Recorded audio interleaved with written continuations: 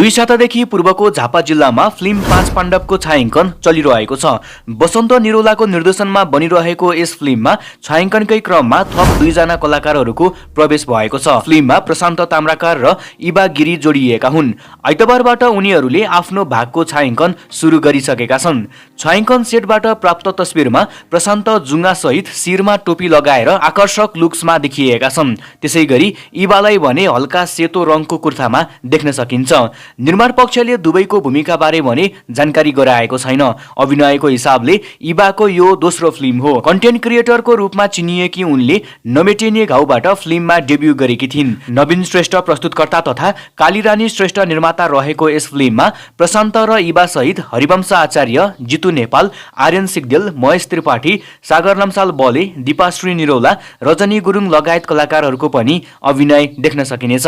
सुशील पौडेलको कथा पटकथा तथा संवाद लेखन रहेको फिल्मलाई श्याम तामाङले छायाङ्कन गरिरहेका छन्। निर्देशक निरौलाले फिल्मको शीर्षक 5 पाण्डव भए पनि यो कुनै पनि धार्मिक वा पौराणिक कथामा आधारित नभएको बताएका छन्। उनका अनुसार यो पूर्ण रूपमा एक सामाजिक कथा हो। फिल्ममा महाभारतका 5 पाण्डव युधिष्ठिर, भीम, अर्जुन, नकुल र सहदेवको बिम्बलाई प्रयोग गर्दै समकालीन नेपाली समाजको यथार्थ कथा भनिने उनले बताएका छन्। तपाईहरू पनि यो नयाँ बन्न लागेको फिल्म 5 पाण्डव हेर्नका लागि कतिको उत्साहित हुनुहुन्छ कमेन्ट गर्नुहोस्।